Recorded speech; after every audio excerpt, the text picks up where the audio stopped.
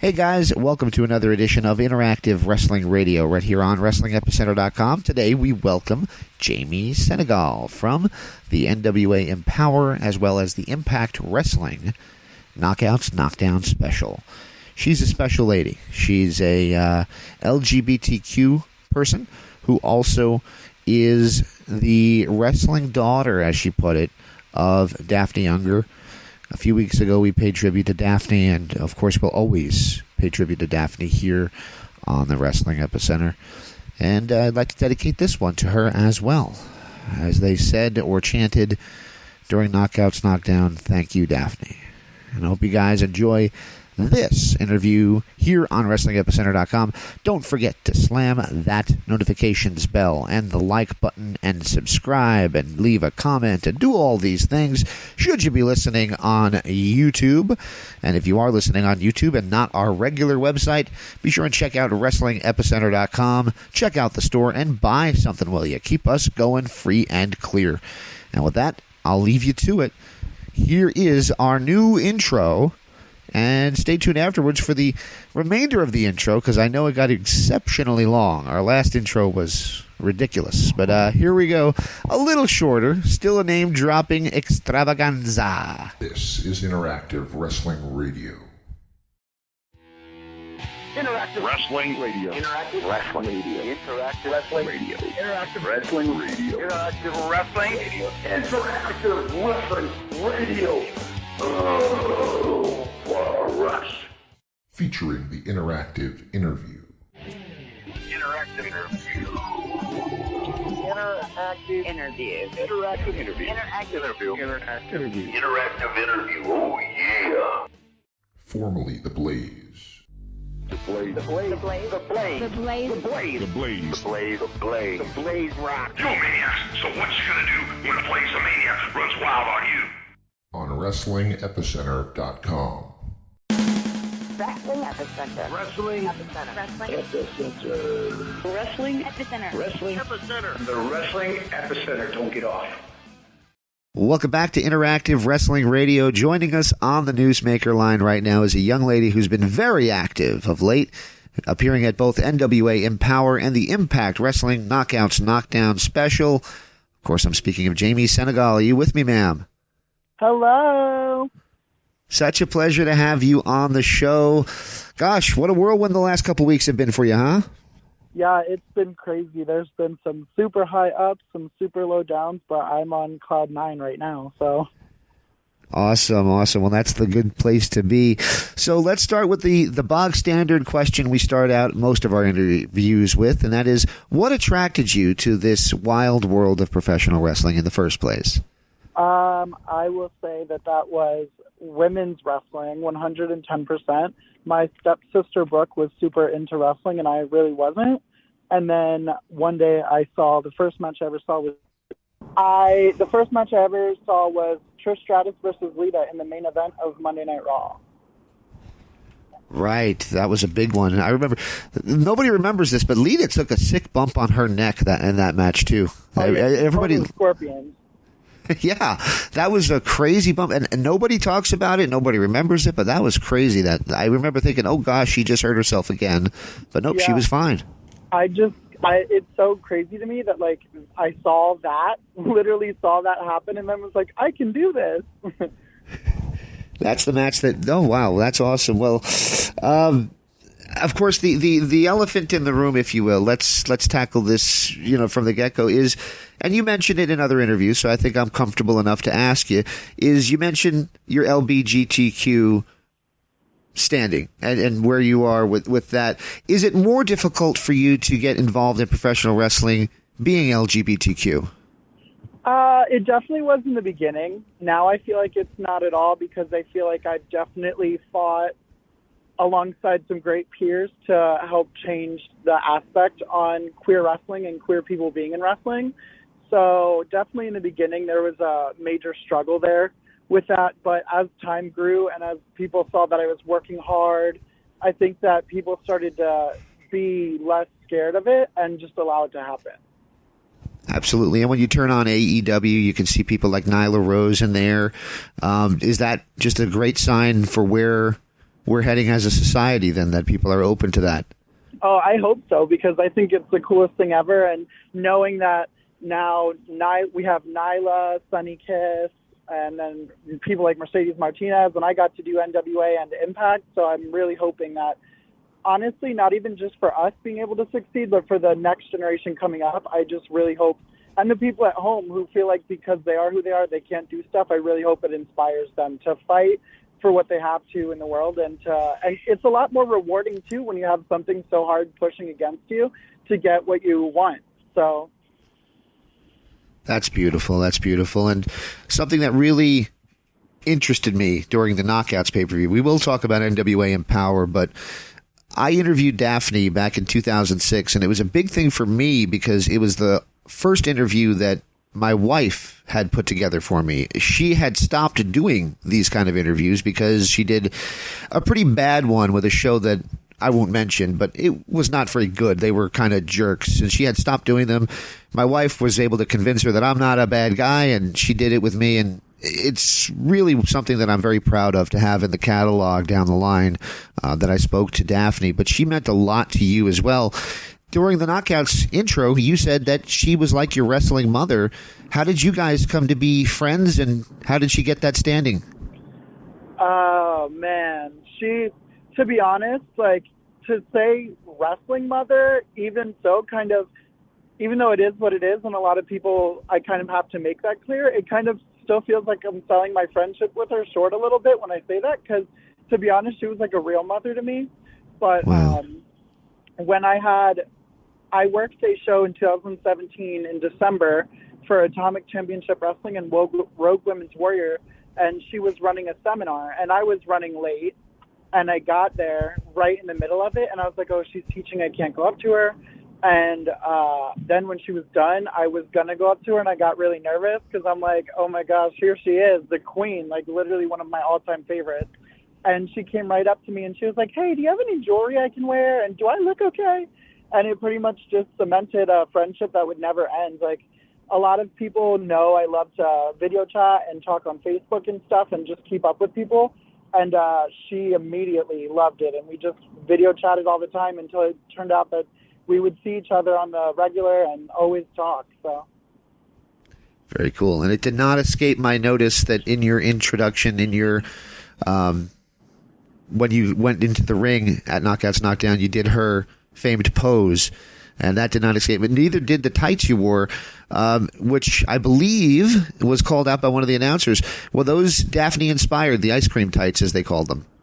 yeah, I did wear the ice cream tights. It was, honestly, they turned out so amazing. I was so happy about it because I was still figuring out what I was going to wear when the tragedy had happened. And then we decided, my seamstress, who is absolutely lovely, she's so amazing at her job, we decided on the ice cream gear about 4 or 5 days before the pay-per-view, and I got it shipped in to the pay-per-view that morning.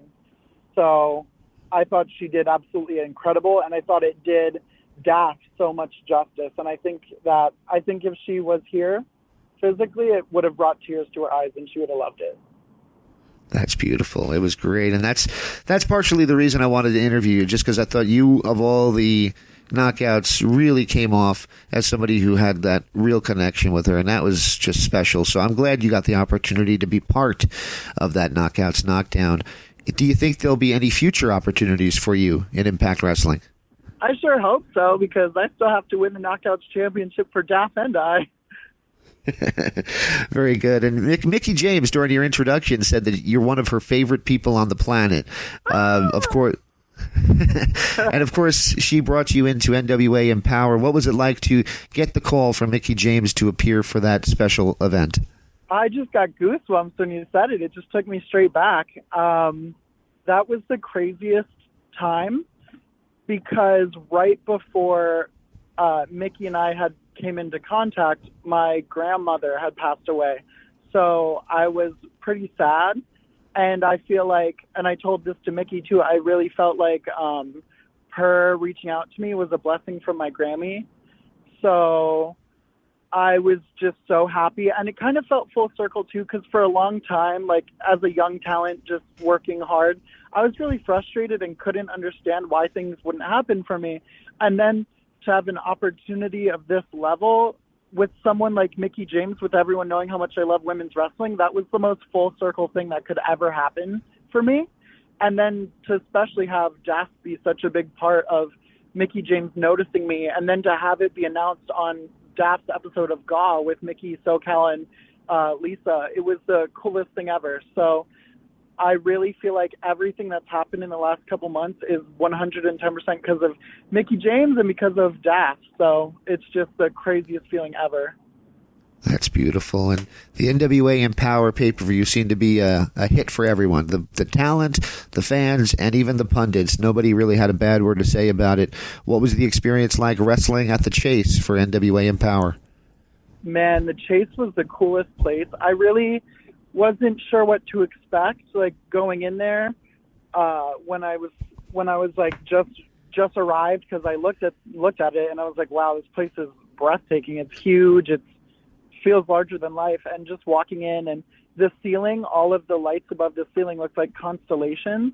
And I went up to Billy Corgan and I was like, it's literally like wrestling under the stars when you look up. And we were just talking about that for a second. It was the coolest thing ever. And all the girls were on the same page. And it was just, it's funny because if you can ask every girl on that show, the most remarkable thing for all of us was that everyone had a bigger idea. We knew the bigger picture here, and everyone worked together. Like backstage was like something out of a movie. The girls, we were all doing each other's makeup. We were all doing each other's hair, helping out the makeup and hair ladies too. It was like one big family, and the coolest thing ever. So it was absolutely amazing, and it's a memory I truly love to cherish.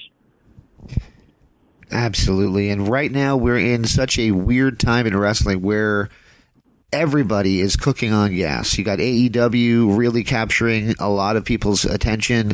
WWE is always going to be WWE. Impact Wrestling is starting to really catch on once again. What is your thoughts on where professional wrestling as a whole is right now as we head into 2022 and beyond the pandemic? To be honest, I think that pro wrestling is going into a great direction, and I'm really hoping that we can just keep pulling. I feel like we're starting to pull from pop culture, and again, and I think it's really cool. I think if we keep doing that, we're just going to thrive and be the best that we've ever been, and I'm so excited for it. I think it's just a matter of staying on top of it now while we all are. Beautiful. And how much do you think that has to do with the Forbidden Door and how all these companies are working together?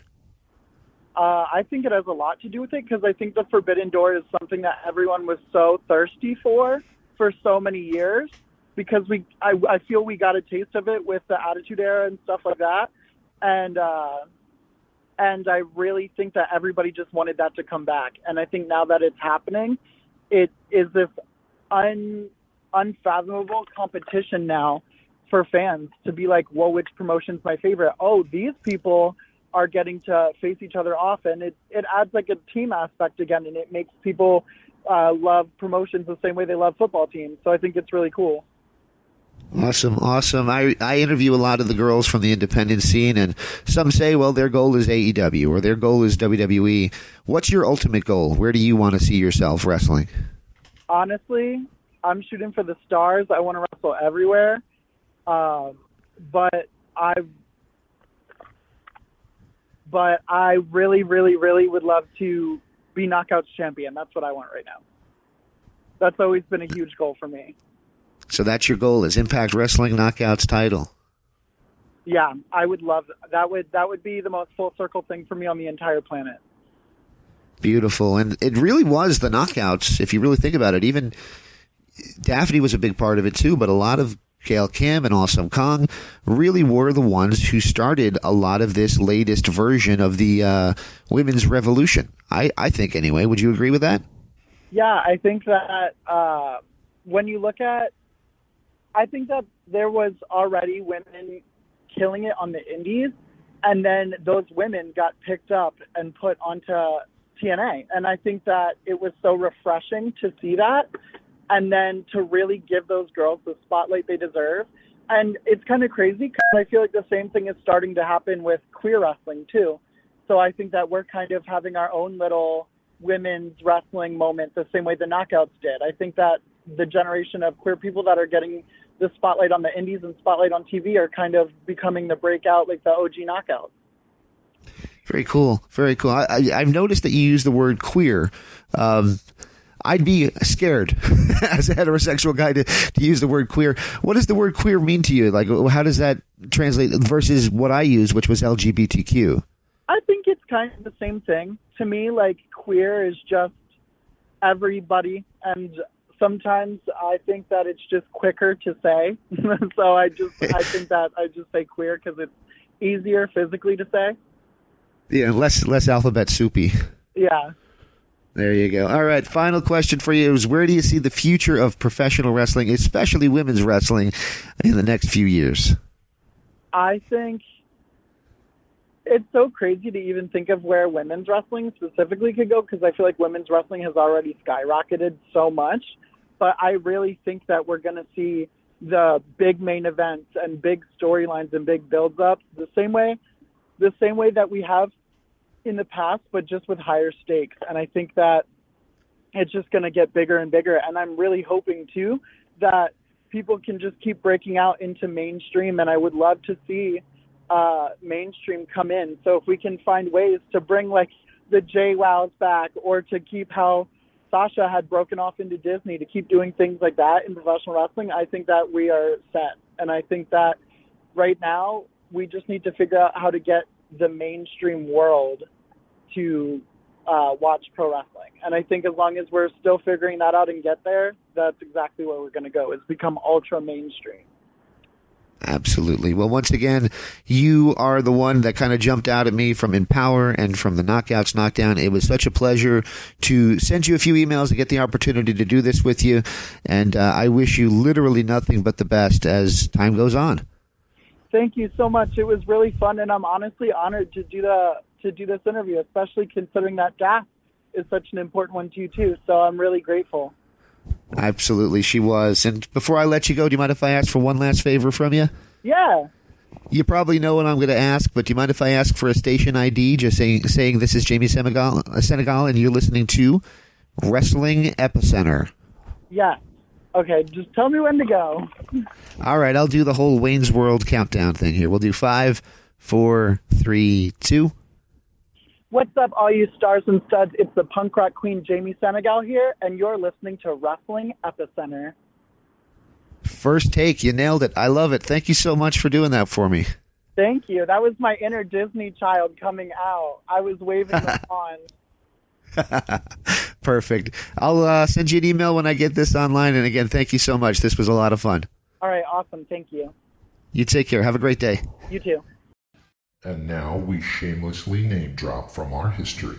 The Wrestling Epicenter would like to apologize for the following. All right, everybody. Viva la raza. Viva la raza. Hey, y'all. Hello, ladies. Hey guys, we had a lovely conversation. First lady. Absolutely. Oh, look at me. She's so kooky. Hi. Be there. Where else? Interactive Wrestling Radio. Wrestling. Epicenter. Oh my God, you win. Wow, being interactive. I was not shooting. Yeah, I almost missed my pants. Breaking neck. I got 2 words for you. I've heard a lot about you guys. Let's go. I see my language. Getting over the shot. I see them now. We're into the many. No nerves. That was great. It's going to be cool. What it's all about. The purest point of view. The living legend. Rock and roll. Arrogant. You're listening to me. Instead of saying when I'm talking to you. So lonely without you. In the land of extreme. Testify. Nevermore. Interactive interview. I'm not just the best. Interactive interview with a plastic You head. earned the right. Nobody. You better keep listening. Thank you very much. Controversy creates cash. Professional wrestling. Made in the USA, baby. Memphis wrestling.